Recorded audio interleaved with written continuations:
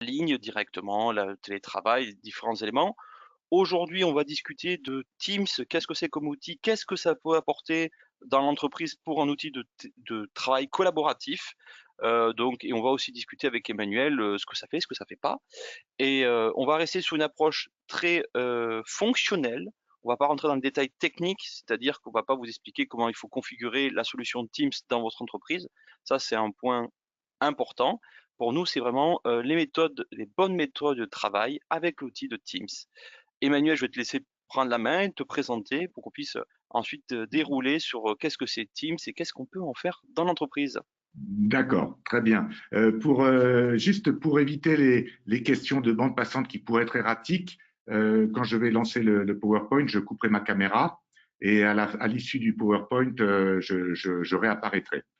En effet, au sein de Vaelia, depuis 18 mois, on a tous bien senti qu'il y avait une actualité sanitaire qui a juste en fait accéléré l'évolution des méthodes de travail et des outils de travail. Hein, on va clairement parler de collaboratif, de visioconférence. Et nous nous sommes aperçus que les grands enjeux du travail collaboratif et aujourd'hui de la solution Teams, qui est, dans mon esprit, certainement la plus complète que l'on puisse trouver sur le marché. Je rappelle tout de suite, ou je préviens tout de suite, je n'ai pas d'action chez Microsoft, mais je pense beaucoup de bien de cette solution. Eh bien, sont à l'ordre du jour et que le vrai défi n'est pas tellement la technique, ça on peut se former somme toute facilement aux outils, mais c'est principalement les cas d'usage, les fonctionnalités, l'organisation, la dimension, en vérité, la dimension humaine. Voilà et je pense que Emmanuel, tu Donc vas couper ta l'agenda, caméra. et je coupe ma caméra dès maintenant, l'agenda, c'est fait, c'est fait. Euh, Est-ce que vous m'entendez correctement? Oui, c'est bon Emmanuel. Allô, allô. J'aimerais avoir un petit peu de retour. Ok, très Sur bien. le chat, est-ce que Donc, c'est bon pour vous? on va passer une demi-heure ensemble. C'est bon Emmanuel, tu peux continuer. C'est bon, d'accord, très bien. On va parcourir quelques points. Le but du jeu n'est pas de dérouler des slides, hein, mais c'est d'utiliser les slides pour mettre le projecteur sur les points importants de Teams. On ne devient pas un expert de Teams en une demi-heure. Moi-même, en 2 ans, je prétends surtout pas être un expert. Je suis juste un expérimentateur éclairé et fort friand de l'outil. Et à l'issue de cette présentation, eh bien, on réservera un moment pour les questions-réponses. Au cours de la session, vous pouvez utiliser l'outil de chat et Carole me renverra les questions s'il y a lieu. Mais l'idée est, on parcourt un certain nombre de concepts pendant les 20-25 premières minutes et ensuite on passe aux questions-réponses. Donc, alors, j'ai une première question à vous poser tous et s'il vous plaît, utilisez le chat si vous pouvez pour donner un chiffre. Combien d'applications composent l'offre Office 365? Il y a 2 questions importantes aujourd'hui, c'est celle-là et le résultat du match de ce soir. Mais on va se concentrer sur celle-ci. Donc, Carole, est-ce que nous avons des réponses sur le chat? Pour l'instant, on n'a rien, Non, genre on voit pas quelqu'un de répond réponse. 30. On a on a une réponse de 30. Est-ce qu'on a un peu mieux? J'ai cru voir passer un 22, 13, 30 à ma gauche, 22 à ma droite. 13 au Le milieu, plus proche remporte. 17. OK. OK, OK. Bon, la question est un peu à la fois et anecdotique et très profonde. Ben, en fait, il y a, et la personne qui a répondu 30 était à peu près dans le sujet. Voilà, aujourd'hui, alors aujourd'hui, c'était au mois de mai. Au mois de mai 2021, voici l'ensemble des applications qui sont accessibles dans Office 365. Alors, la plupart d'entre elles sont connues. Si je parle d'Excel, je parle de PowerPoint, enfin, quand je dis la plupart. Mais un certain nombre d'entre elles sont un petit peu ésotériques. Mais sachez que dans un abonnement d'entreprise, vous avez, en fonction des règles de votre administrateur, jusqu'à une trentaine d'applications accessibles. D'accord? Donc, en vérité, Microsoft 365 essaye de fournir un ensemble d'outils qui ont pour vocation de contribuer à tout type de travaux, à tout type d'équipe, à tout type d'activité.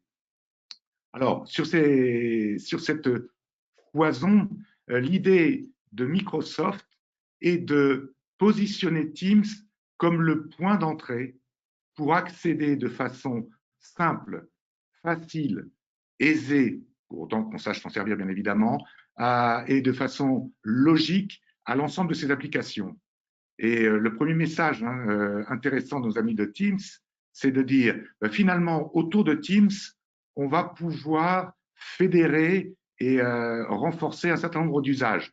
Première chose, vous allez pouvoir, via Teams, accéder à ce que la plupart d'entre nous connaissent, les outils bureautiques, avec une dimension collaborative. On va jeter un petit coup d'œil sur cette dimension-là, c'est-à-dire je ne serai plus tout seul dans mon coin en train de travailler sur un PowerPoint, par exemple, je serai en train de collaborer avec plusieurs personnes de manière asynchrone ou en même temps autour de la création d'un même document. Donc, première dimension de Teams, c'est de nous accompagner dans la création de documents et de production d'informations.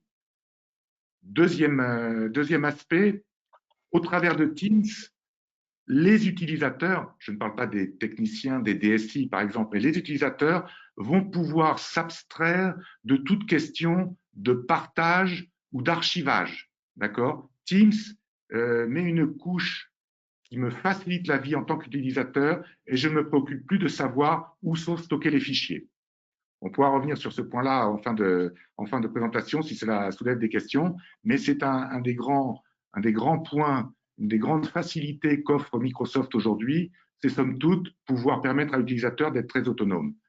Troisième point très important, bien évidemment, c'est pouvoir communiquer avec l'ensemble des équipes de l'entreprise et au-delà, les partenaires, les clients, les prospects. Donc, vous avez des outils comme Outlook qui permettent d'envoyer des mails, mais sachez qu'un des objectifs silencieux mais très présents de Teams, c'est somme toute de diminuer drastiquement le nombre de mails que l'on peut utiliser.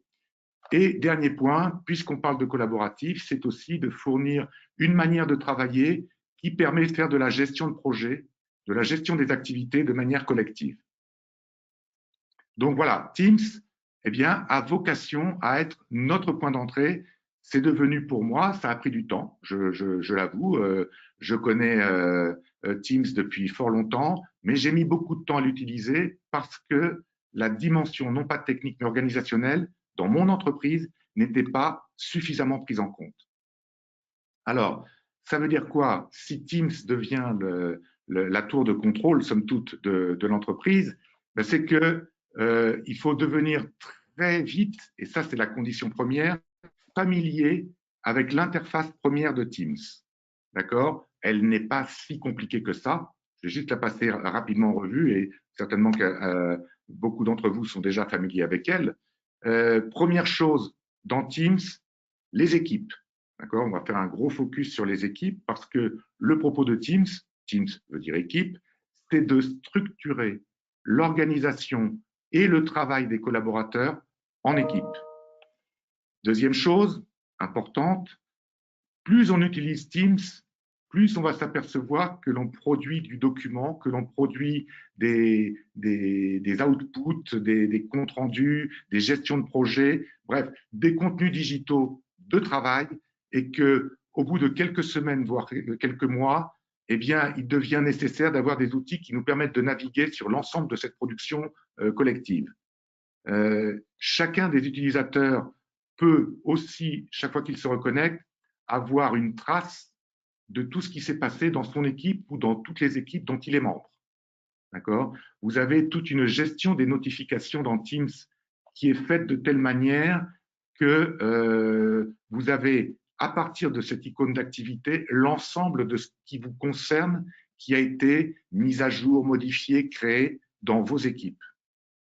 Un petit conseil que je donne, c'est que quand on démarre avec Teams, on a tendance à configurer les notifications pour recevoir des notifications par mail, par différents canaux. Au bout de quelques temps, en général, on commence à réduire le nombre de notifications parce que ça obstrue nos canaux de communication. Il vaut mieux se servir de cette icône. Troisième chose, on peut, au sein de nos équipes, pouvoir chatter. C'est l'équivalent des fonctions type WhatsApp, mais de manière asynchrone, je peux envoyer des messages, voire entamer des discussions avec toutes les personnes avec lesquelles je suis en contact. Tout ça à partir de l'interface. Quatrième point, qui dit collaboratif, dit à certains moments, bien évidemment, des temps forts qui sont les temps synchrones. Tout le monde est là en même temps. Enfin, tout le monde est là. Tout le monde est derrière son écran dans la réunion virtuelle pour pouvoir avoir un temps de partage synchronisé pour tous. D'accord? Donc, Teams nous permet de gérer les réunions. Une question qui m'était posée au préalable, au démarrant cette session, c'est est-ce qu'il y a eu des annonces autour de Teams et de Microsoft 365 ces derniers temps? Ben, la réponse est oui. D'ailleurs, il y en a constamment. Et aujourd'hui, Microsoft est en train de développer ou d'enrichir toutes les fonctionnalités de réunion. Alors, pour ceux qui sont familiers avec d'autres outils que Teams, hein, vous avez GoToMeeting, que l'on utilise nous aujourd'hui, vous pouvez avoir Zoom, vous pouvez avoir WebEx, bref, toute une palanquée d'outils de visioconférence. Teams est en train de se mettre à niveau de ces outils-là en termes de richesse de fonctionnalités pour pouvoir intégrer non seulement la production de fichiers, mais en même temps tout le travail collaboratif. Je chatte, on peut déclencher des réunions et ensuite on peut reprendre notre vie. On peut bien évidemment gérer des appels. Alors il faut noter que cette fonctionnalité, elle est très utilisée dans des pays comme les États-Unis. En France, peu de gens utilisent couple Teams avec leur système de téléphonie. D'accord? Et on a l'ensemble des fichiers, c'est-à-dire toute la partie archivage, qui est accessible aussi à partir de cette icône. Donc voilà, quand on est familiarisé avec cette interface, on peut se dire qu'on connaît notre terrain de jeu et on peut vraiment commencer à travailler. Et dernier point, c'est que Teams, bien évidemment, travaille en étroite liaison avec les applications de Microsoft, Planner pour la gestion de projet, PowerPoint et d'autres outils, mais vous avez beaucoup d'outils externes, non Microsoft, qui sont accessibles et que l'on peut réintégrer dans les équipes via cette fonctionnalité. Je vous montrerai un petit exemple tout à l'heure. Alors, première chose, Teams, ce sont des équipes. Et une règle de base qu'il ne faut pas oublier, moi j'étais élevé avant les ordinateurs, peut-être c'est pour ça, mais quand on va créer des équipes dans Teams, dans une entreprise, dans une organisation, on commence par un papier, un crayon, pour se dire quelles sont les équipes qui font du sens. D'accord? C'est le premier point, c'est se définir les équipes qui vont être actives et qui vont véritablement tirer du bénéfice de Teams. Alors, c'est très Ce que tu veux simple. dire par là, Emmanuel, c'est qu'on ne fait pas des équipes pour faire des équipes. Il faut qu'il y ait On un ne fait pas des projet, une équipes pour faire des structure. équipes. Absolument. Il y a des bonnes pratiques. Vous voyez, le stade que je vous montre ici, c'est en 4 clics, vous avez créé une équipe. Si votre administrateur vous a donné les droits, en 4 clics, vous avez créé une équipe privée restreinte à quelques personnes, une équipe publique pour ceux qui veulent bien venir, ou une équipe à l'échelle de l'ensemble de l'entreprise. D'accord? C'est facile, mais le piège est dans la facilité, comme tu disais, Guillaume, parce que, vous voyez, hein, je crée une équipe, j'ai tous les outils pour gérer l'équipe, inviter des personnes, rajouter des activités, ce qu'on appelle un canal. Dans les équipes, il y a des canaux, c'est-à-dire l'ensemble des activités qui sont gérées dans l'équipe. On peut inviter des gens, véritablement très facilement configurer l'équipe, les personnes qui viennent dedans et ce qu'elles ont le droit de faire. Mais la vraie question, c'est on ne crée pas des équipes pour faire des équipes, parce que ça devient très vite un grand bazar. Et autant l'outil Teams est très facile à utiliser, ça va dans le bon sens, ça va nous permettre d'être très souple et de suivre l'organisation, autant on pourrait créer très vite de l'entropie, un grand désordre, et plus personne ne s'y retrouve. On a suffisamment d'exemples de Teams mis en place et chacun a créé ses équipes et ses sous-équipes. Qu'est-ce qui se passe derrière? Plus personne ne l'utilise, ça n'a plus de sens. D'accord? Donc, l'adoption de l'outil et la plus-value qu'on peut tirer de l'outil vont rater. Donc, la première question qu'on se pose, c'est, au fait, on fait des équipes, pourquoi? Est-ce que c'est dans un contexte d'équipe commerciale, de marketing? Est-ce que c'est de l'ordre de la gestion des ressources humaines, de la finance et du pilotage de l'entreprise ou de la production, chaque domaine d'activité est justifiable de créer des équipes Teams, pour autant qu'elles aient un objectif, une raison d'être et une capacité à produire de la valeur. Voilà. Donc ça, ce n'est pas technique. Vous avez vu que la technique peut être très simple. C'est véritablement de l'organisation. Alors, je continue. Au-delà des équipes que l'on crée, dans chaque équipe, eh bien, il faut se donner une manière de travailler.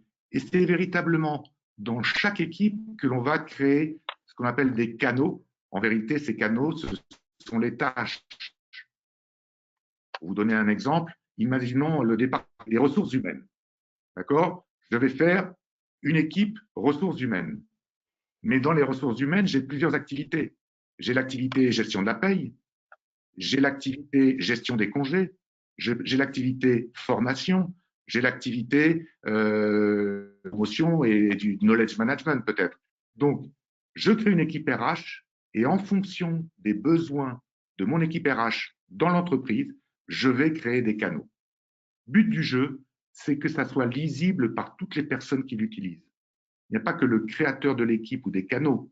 Il y a le créateur de l'équipe, les personnes invitées dans l'équipe et les personnes qui vont travailler ensemble au travers des différents canaux. Alors voilà, même chose, vous voyez que les canaux, eh bien, en 3 clics, on peut créer des canaux privés. Seuls sont ceux que j'invite personnellement qui verront ce canal dans l'équipe, ou des canaux ouverts dans mon équipe. Je crée un canal, mettons, voyons voir, parce qu'on peut mettre aussi des canaux un peu fun. Le canal, comment ça, pronostic du match de ce soir, si je crée ce canal, il va être ouvert à tous les gens de l'équipe. D'accord? Donc, on a cette gestion équipe canaux. Alors, je vais vous donner des exemples de bonnes pratiques que vous ne trouverez pas dans les docs techniques, mais qui sont issus des bonnes pratiques sur lesquelles on a été amené à travailler depuis 2 ans dans différents types d'environnements, industrie, services, PME, grosses entreprises. On retrouve une typologie de canaux que je vous recommande. C'est les canaux généraux. On donne toute l'information pour l'ensemble de l'équipe, qui va être présent, qui ne va pas être présent, peut-être un canal où on peut parler d'autre chose que de travail ou d'échanger des bonnes pratiques. D'accord? Ça, c'est des canaux généraux associés à la vie du travail. C'est un peu, en vérité, pour faire référence à une série qui m'a toujours bien fait rire, c'est la caméra café de l'équipe. Ensuite, vous avez véritablement en jaune les canaux de travail réels. Là, on est vraiment en train de faire de la production. Si je reviens dans mon exemple de ressources humaines, c'est gestion de la paye, gestion des congés payés, gestion des formations. Là, on a vraiment ce que j'appellerais les canaux métiers. Et troisième et dernier type de canaux qui sont fort utiles, c'est que chacun des membres de l'équipe, puisqu'on travaille en collaboratif, ce que je produis est mis à disposition de tout le monde. C'est de créer des canaux individuels de tous les membres de l'équipe. U, c'est pour you. Jacques, you Jacques, c'est-à-dire que Jacques, qui fait partie de l'équipe de marketing, a son canal bac à sable dans lequel il met tous ses documents en cours de travail. Et il peut éventuellement le partager avec d'autres, mais il ne le met pas forcément à disposition de tout le monde. C'est une manière de pouvoir fluidifier et ne pas créer d'infobésité. D'accord? Donc, vous avez des canaux généraux, des canaux prioritaires, les canaux métiers, et des canaux véritablement personnels qui sont le travail en cours, le work in progress. Donc voilà, quand on a ces 2 premiers repères qui sont organisationnels, et vous voyez que la technique est très facile à utiliser, les premières choses que l'on apprend dans une formation team, c'est gérer tous les paramètres de création d'une équipe, gérer ensuite tous les paramètres de création d'un canal. Pourquoi on le crée? Quelles sont les règles de travail dans ce canal et quels sont, je dirais, les paramètres que l'on peut mettre à disposition des personnes. Alors Ensuite, peut-être que je vais rajouter un point aussi, Emmanuel, vu qu'on sait qu'il y a beaucoup de gens de l'IT dedans, ce sera aussi votre rôle de rappeler les bonnes pratiques liées à la sécurité des informations aussi. Parce que ce canal, on peut le faire en interne, c'est-à-dire que tout le monde n'est pas censé avoir accès aux mêmes informations en interne, mais c'est la même chose avec l'externe. Si vous faites un canal avec vos clients, ce serait dommage que votre client tombe sur votre fichier, il y a le calcul de la marge. par exemple. Voilà, alors je reviens, très, très bon point, parce que c'est une question qu'on a souvent. On peut créer, grâce à Teams, des équipes en interne, des équipes entre diverses directions, des équipes pour un projet. Hein, si on travaille en mode projet, qu'il y a 2 personnes des RH, une personne du marketing et une personne de la finance, on peut créer une équipe pour ces personnes-là par rapport à ce projet. Mais on peut aussi, et c'est une des grandes forces de Teams, on peut créer des équipes avec des gens externes. Ils seront invités à ce moment-là. Donc il y a toute une gestion de ces gens-là. On peut mettre à disposition de ces personnes les éléments de collaboration, mais on peut réserver des canaux privés où on ne montrera pas l'information à ces personnes parce qu'on ne les y invitera pas. Donc vous avez une gestion de la confidentialité des informations qui est permise par Teams.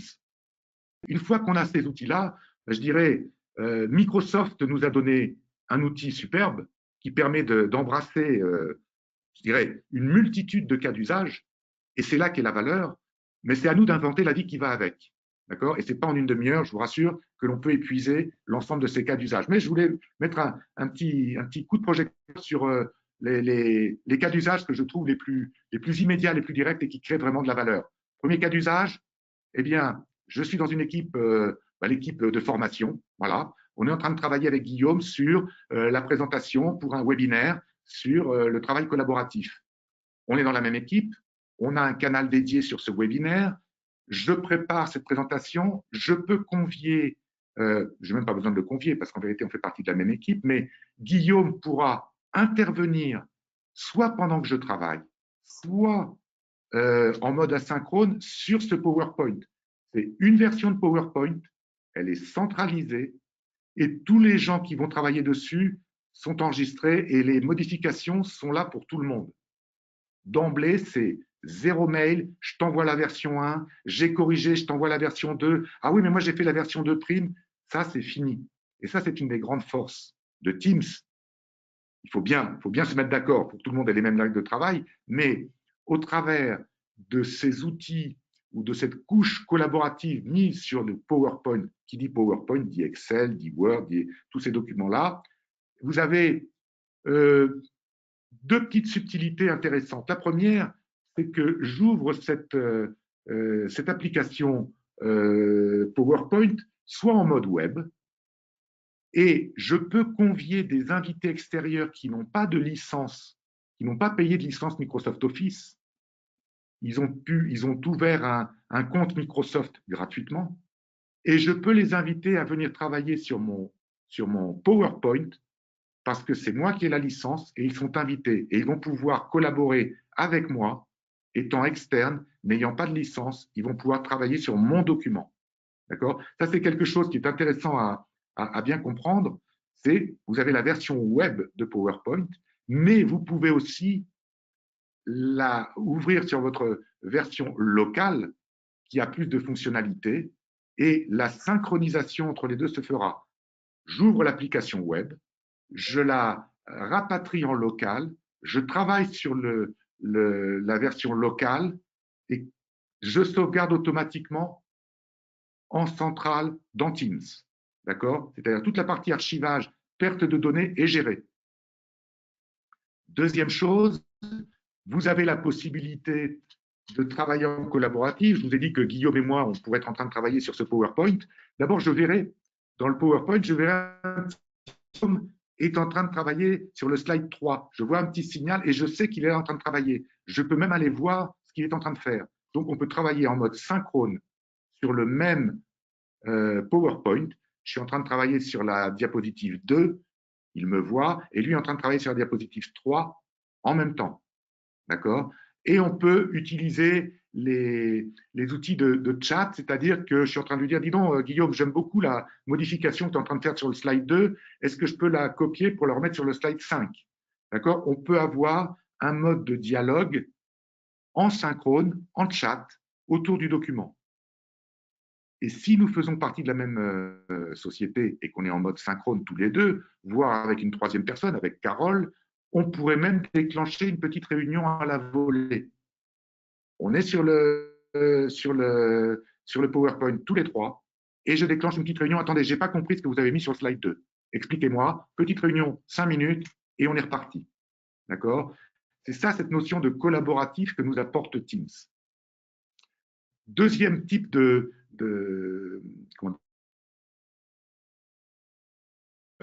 me semble importante, c'est tout ce qui est suivi des tâches. On pourrait l'appeler gérer les projets. Allô, allô? Oui, oui, on est là, Emmanuel. D'accord, parce que j'avais un petit message de GoToMeeting me disant attention, ta connexion, tout va bien? Ça, on a des quelques pertes de data, mais ça va dans l'ensemble. D'accord. Donc, voilà, il me dit même que la connexion est restaurée, c'est merveilleux. Donc, on peut utiliser les différents outils de Microsoft, et je pense à Planner, qui s'appelle Task par planificateur, donc c'est Planner, pour avoir une gestion de projet en commun. Tous les gens de l'équipe sauront quelles sont les tâches. Et voilà, je vous montre un exemple de l'outil qui peut être partagé par toute l'équipe. On va faire vous voyez la colonne à gauche, les tâches en cours et les tâches réalisées. Donc, c'est véritablement un outil de gestion de projet collaboratif. D'accord? Mais Microsoft sait très bien qu'ils ne sont pas tout seuls et qu'il y a tout un écosystème. Eh bien, vous pouvez utiliser des applications extérieures non Microsoft où vous configurez votre connexion avec l'application en question et vous pouvez la rapatrier dans Teams. Voilà, et je vous donne un exemple, un outil de gestion de projet que j'aime beaucoup, qui est une alternative à Planner, mais c'est Trello. Donc, j'ai un abonnement à Trello à l'extérieur et je peux rapatrier Trello et en Teams travailler de manière collaborative avec les personnes. D'accord? Toujours cette notion de j'ai des outils qui créent de la valeur, ils créeront d'autant plus de valeur qu'on sera en train de travailler ensemble sur le même projet. D'accord? Donc des applications internes et des applications externes. Dernier point, et celui-là, je vais passer très rapidement dessus, mais vous pouvez gérer vos réunions telles que ce webinaire que nous faisons ici. Demain, on pourra le faire sur Teams. D'accord? On peut gérer des réunions à plus d'une centaine de personnes avec Teams, comme on peut générer des réunions à deux. D'accord? On peut démarrer des réunions à la volée avec l'équipe avec laquelle je suis en train de travailler ou planifier dans les calendriers de l'équipe. Et ces calendriers de l'équipe sont synchronisés avec les Outlook. D'accord? Outlook est en général l'outil qui est très utilisé. Donc, à partir de Teams, je peux véritablement partager, gérer des projets, gérer des suivis et créer les réunions quand j'en ai besoin. Donc voilà véritablement les trois cas d'usage qui me semblent les plus percutants, et croyez-moi qu'il y en a une infinité. Pourquoi je suis aussi optimiste et dithyrambique, c'est qu'on peut intégrer dans Teams des applications externes pour faire du brainstorming, pour faire du design thinking, pour, je dirais, produire de l'intelligence collective, des mind maps, des outils pour faire de la gestion de tickets, etc., etc. Teams nous le permet. Donc voilà, et je dirais mon petit mot de conclusion là-dessus, et ce que je propose, c'est que vous me posiez des questions, c'est que vraiment la promesse que Teams, avec l'ensemble Microsoft Office, alors ce ne sont pas les seuls, bien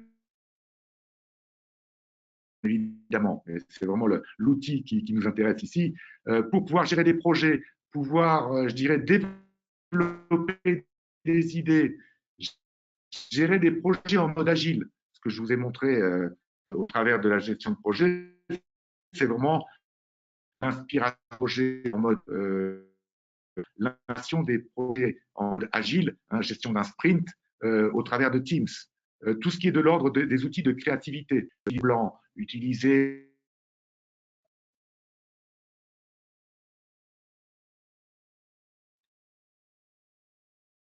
Emmanuel, on t'a perdu.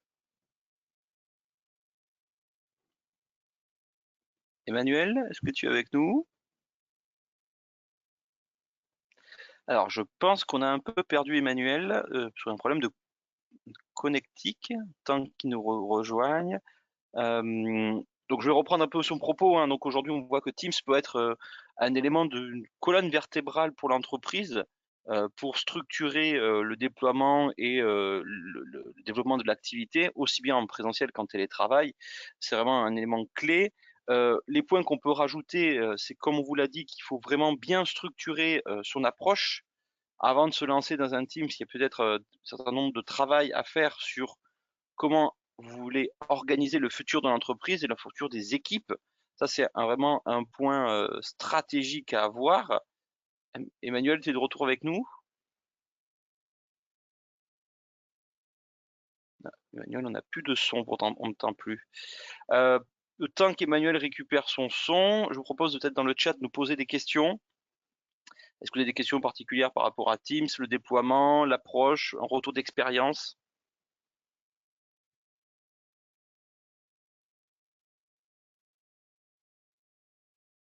Alors, je vois une question sur la complexité d'un lancement d'une solution Teams.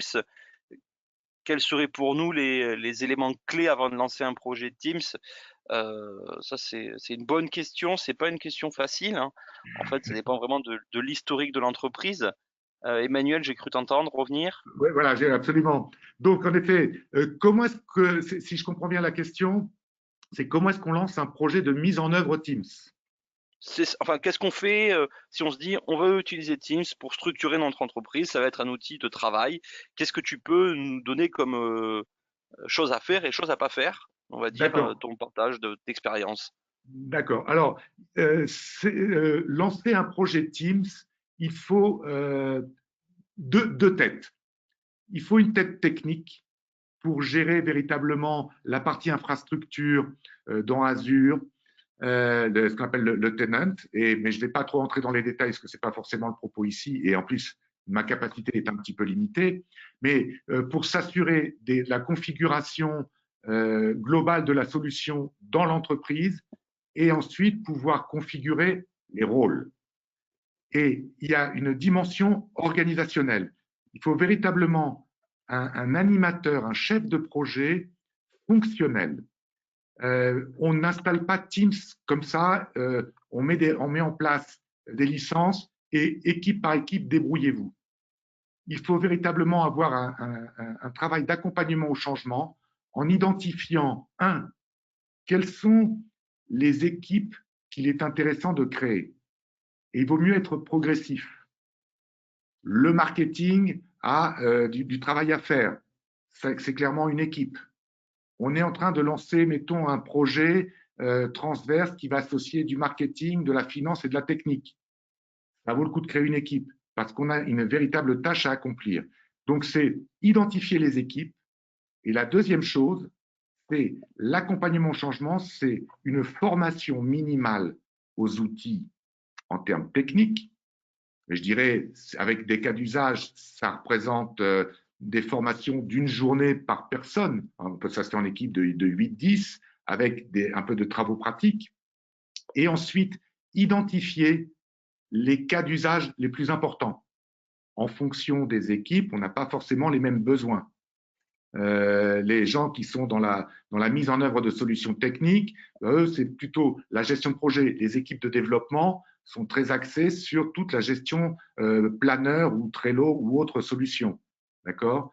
Tout ce qui va être de l'ordre de la production de documents, et là je pense beaucoup plus au marketing par exemple, là c'est véritablement la coédition ou la coproduction d'outils. Vous m'entendez? Est-ce que je suis Ouais, ouais, tout à fait. audible? Tout à fait, Donc, Emmanuel. pour résumer, il y a une dimension technique de mise en œuvre initiale, d'identification des rôles. Qui a le droit de créer des équipes? Qui a le droit de créer des canaux? La solution permet de faire cette chose-là. Et ensuite, c'est travailler sur tous les cas d'usage, métier par métier. Et c'est véritablement le rôle clé. C'est le chef de projet fonctionnel qui va s'assurer que chacun des métiers de l'entreprise a 2 ou 3 cas d'usage directs, premiers, sur lesquels il va créer de la valeur, gagner du temps, baisser le nombre de mails, baisser le nombre de réunions, etc. etc. Ok, Emmanuel, là, tu as beaucoup parlé de l'organisation, mais humainement parlant, on a peut-être l'impression quand on fait du chat sur Teams ou que c'est un peu plus informel, est-ce qu'il y a besoin de créer une charte de l'écrit, une charte de la communication sur Teams? Est-ce que c'est un élément qui doit être nécessaire ou pas? Oui, Alors, le formalisme que l'on observe et qui fonctionne bien dans Teams est un formalisme qui est très marqué au coin des évolutions de ces dernières années. Clairement, les réseaux sociaux, d'accord? Vous avez dans Teams un certain nombre de petites fonctionnalités, les emojis, le arrobase quand on veut notifier une personne en particulier, l'utilisation de hashtags, donc qui sont vraiment des choses qui sont passées dans la vie courante que l'on va retrouver dans Teams.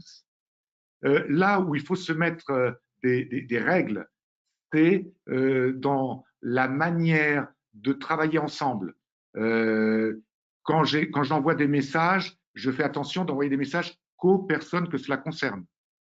Deuxième chose, j'essaye d'ordonner, si j'ai un message sympa, tiens, je vous propose à tous de faire un pari sur le pronostic du match Italie-Espagne de ce soir, ben, je ne vais pas le mettre dans le canal marketing, préparation du webinaire, je vais le mettre dans le canal caméra café. Donc il y a une autodiscipline à avoir de la part des personnes pour utiliser tous les outils de communication. Et le dernier est très important, c'est de se… Emmanuel, on t'a perdu de nouveau. On a reperdu Emmanuel. Donc, ce qu'Emmanuel évoquait aujourd'hui, c'est mettre en place quelques bonnes pratiques, les définir et mettre des règles. Autre point important, j'insiste, hein, tous plutôt du collège, on va dire, IT, vous allez être garant aussi de la bonne organisation de cette plateforme. Ah, je crois qu'on a carrément perdu Emmanuel complètement. Non. Euh, Et Emmanuel a arrêté la présentation parce que tout avait été dit et ça libérera la bande passante. Tu m'entends? ouais. Oui, c'est bon, je t'ai récupéré. Donc je disais que en tant que représentant du collège, on va dire IT, ils étaient aussi garants de la sécurité de tous et de ce qui d'éduquer les gens au bon partage de la bonne information. Je pense qu'il y a aussi un travail à la fois d'animation, mais de contrôle aussi, pour pouvoir éviter les dérives. Les dérives, au point de vue professionnel, c'est de retrouver trop de documents un peu confidentiels partout, mal rangés. Bien ranger les documents où il faut. Le fait d'ouvrir que des sous-équipes, comme on l'a évoqué, un peu à droite à gauche, avec des documents qui n'ont rien à faire là-dedans. Et l'autre point, c'est aussi rappeler aux gens que tout ça est hébergé par Microsoft et qu'on n'est pas à l'abri d'un accident industriel qui ferait que des documents disparaissent pour des raisons X ou Y. On a vu un grand hébergeur français avoir des gros problèmes il n'y a pas si longtemps que ça. Donc peut-être qu'il y a aussi une démarche de sauvegarde de documents à aller récupérer occasionnellement de temps en temps pour s'assurer que tout ça soit quelque part de manière Alors, physique. Ouais. en effet, d'abord, je m'assure, c'est bon, le son passe bien? Ouais. D'accord, donc Oui. impeccable. Du point de vue de l'IT, de manière très quotidienne, la sécurité globale est assurée sur les gestions de mots de passe, qui accèdent, qui n'accèdent pas. D'accord? Donc ça, c'est de base. Deuxième chose, avant que de parler de l'accident industriel type ce grand hébergeur qui a brûlé, déjà, le fait de travailler avec Teams et que tous les documents, toutes les productions sont stockées dans Teams automatiquement, canal par canal, fait que ce qui arrive le plus souvent, on me vole mon ordinateur ou j'ai perdu mes données, mon disque dur a craché, tout est dans Teams. D'accord? S'il y a une personne qui va quitter l'entreprise, c'est juste on gère les droits, mais toute la production est sauvegardée dans Teams. Donc ça, c'est le premier niveau de sécurité pour nous autres collaborateurs. Et les gens de l'IT ou les administrateurs de la solution, via les outils préexistants OneDrive, SharePoint, peuvent retrouver, en cas de crash d'une équipe quelconque, peuvent toujours tout retrouver sur la plateforme. Ça, c'est le job de Microsoft. Après, en effet, on peut toujours imaginer qu'un Microsoft serait accessible à un accident très industriel pour le coup, mais c'est que à partir du moment où l'administrateur a accès au OneDrive, qui est toujours présent, mais il est masqué par Teams, au SharePoint, qui est toujours présent, mais masqué par Teams, eh bien, c'est de pouvoir organiser une sauvegarde de ces choses-là. Et là, on entre dans le pouillem du pouillem. Après, ça dépend véritablement des besoins de sécurité ou des enjeux. J'imagine qu'une centrale nucléaire, ce n'est pas la même chose qu'un petit site de e-commerce local. Voilà, tout à fait. Mais je pense que c'est quand même un point à avoir en tête, hein. Ces données ne sont pas hébergées chez vous. Du coup, j'ai une question sur la gouvernance des documents. Euh, je pense sur la gouvernance des documents qui sont hébergés chez Teams, enfin directement chez Microsoft. Est-ce que tu as un point là-dessus ou est-ce que ça reprend ce qu'on vient d'évoquer? Alors, enfin, je pense que ça touche un peu le sujet du règlement général pour la protection des données, puisque toute entreprise qui manipule des données personnelles est censément responsable de leur hébergement et de à qui c'est transféré. Mais je dirais le contexte est prévu juste en termes légaux, hein, puisque Microsoft, mais comme pas mal des grands opérateurs américains, sont régis aussi par le RGPD, d'accord, par le Règlement général pour la protection des données.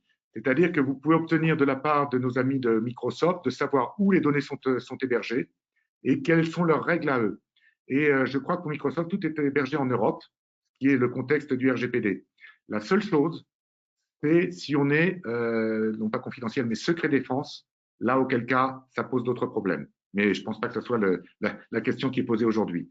Donc, en effet, Microsoft est tenu de suivre les règles du RGPD, qui sont les règles auxquelles nous sommes tous astreints.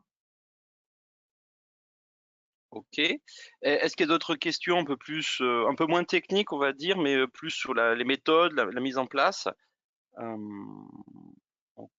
Alors, j'ai vu passer une question qui disait, est-ce que c'est un outil qui est utilisable pour partout et par tous? Pour nous, en fait, c'est ce que Emmanuel disait, hein, aussi bien une PME qu'une TPE qu'un grand groupe peut utiliser Teams. Ensuite, la question, c'est qu'est-ce que vous allez abriter dessus et comment vous allez gérer ça?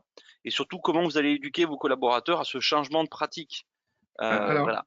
je pourrais comprendre la question un peu différemment. C'est moi-même, à titre personnel, j'ai une activité, je gère une association de boulistes où on est 4. Allez, imaginons. Eh bien, je pourrais tout à fait utiliser Teams, d'ailleurs de manière gratuite, avec mon équipe pour fluidifier le travail et se mettre tous d'accord là-dessus. Ça, c'est le premier point. Donc, en effet, les cas d'usage, ils démarrent presque dès qu'on est deux. D'accord. Deuxième chose, téléphone Ouais, mobile et sa tablette. Allô, allô. ouais, Emmanuel, on te perd un peu. Vas-y, reprends, téléphone mobile et tablette. Voilà, donc c'est-à-dire que je peux être en déplacement et toujours utiliser Teams, c'est-à-dire je ne perds pas le fil ou ma connexion avec toute l'intelligence collective de l'entreprise. Et indirectement, ça ouvre une autre problématique, c'est le droit, pas le droit à l'oubli, mais le droit à la déconnexion aussi. Sachez que voilà, vos collaborateurs peuvent retrouver Teams sur leur portable, ça veut dire que quand ils sont en congé, ils peuvent voir ça. Et pareil, on l'a évoqué tout à l'heure rapidement, quand les gens quittent l'entreprise, il faut s'assurer qu'ils sont bien déconnectés de partout. Voilà, mais ça, ce sont des gestions de droit. L'administrateur IT, c'est lui qui doit gérer ça. Et il a tous les outils pour le faire. Ok. S'il n'y a pas d'autres questions, nous allons vous remercier. Ce webinaire va pouvoir être revisible sur notre site web. Avec Dominique, alors j'ai une tête. Alors on a une question sur les équipes multilingues. Alors je pense surtout sur les affichages. Est-ce que ça change, par exemple, si on a une team sur un PC configuré en français et une team configurée sur un PC, Non, enfin en anglais? c'est fait au niveau du profil de l'utilisateur. D'accord. Donc, les interfaces sont dans la langue de l'utilisateur. Et je crois que la couverture de langue est assez large. Et je crois même qu'il y a dans l'Office 360, de manière automatique, la possibilité de faire des traductions automatiques avec toute la qualité que peut avoir une traduction automatique. Mais j'écris mon mail en français et je vais l'envoyer en allemand. Je peux faire la traduction directement en allemand et la personne le reçoit en allemand. D'accord. Donc, la Ok. problématique multilingue est connue et traitée. Voilà, mais ça, entre guillemets, un PowerPoint qui a été ouvert en français pourrait toujours être utilisé par le collègue qui est en Australie, par exemple. Oui, sans problème aucun, absolument. Voilà. Et à 99% des éléments, l'interface, quand je dis l'interface, c'est la navigation sur le pack Office ne changera pas d'une version à l'autre. Voilà, sauf sur les langues qui se lisent de droite à gauche, il peut y avoir des changements. Voilà, oui, 99,999 pour pas dire 100. Voilà, parfait. Écoutez, on vous remercie parce qu'il est déjà 11h49. On a un petit peu dépassé le temps imparti. On espère qu'avec Emmanuel, on a pu vous présenter de manière globale Teams, ce que ça pouvait amener dans les entreprises et les structures aujourd'hui. Comme on a pu l'évoquer, et je pense que c'est le mot de la fin, l'élément clé, c'est un outil. Et avant tout outil, il faut avoir une méthode pour pouvoir bien l'utiliser. Aujourd'hui, c'est un outil de la digitalisation de l'entreprise et de la responsabilisation des collaborateurs pour travailler ensemble, pour aller vers des structures apprenantes et libérées. Mais comme tout outil, il faut accompagner, conseiller, suivre, cadrer et encadrer et recadrer. Donc ça, c'est vraiment ça. Ce n'est pas un outil miracle, c'est un outil qui vous accompagne et qui va vous accompagner votre entreprise en tant que collège IT, en tant que personnes qui sont souvent considérées comme les spécialistes de l'outil, il faudra aussi que vous expliquiez que vous êtes sur la partie technique, mais la partie méthodologie, c'est un choix global de l'entreprise. Ce n'est pas que l'IT qui choisit les méthodologies de travail et de partage d'informations. Il y a une vraie stratégie à avoir globalement au niveau de l'entreprise. Donc l'intérêt de basculer sur Teams, c'est aussi de, euh, de rendre horizontales les prises de décision et la construction d'une intelligence collective dans l'entreprise. Voilà, c'est un vaste sujet plus complexe qui rejoint le télétravail, le travail à distance, l'entreprise libérée. On en évoquera ça plus en avant plus tard. Voilà. Nous espérons avec Emmanuel que ce webinaire vous a plu. N'hésitez pas à revenir vers nous, nous poser des questions si vous en avez d'autres. Vous allez avoir un petit questionnaire à la fin du webinaire pour faire un retour sur les points complémentaires. N'hésitez pas à rajouter vos commentaires là-dedans. Emmanuel et moi-même, nous vous remercions. Merci beaucoup et bonne journée à tous.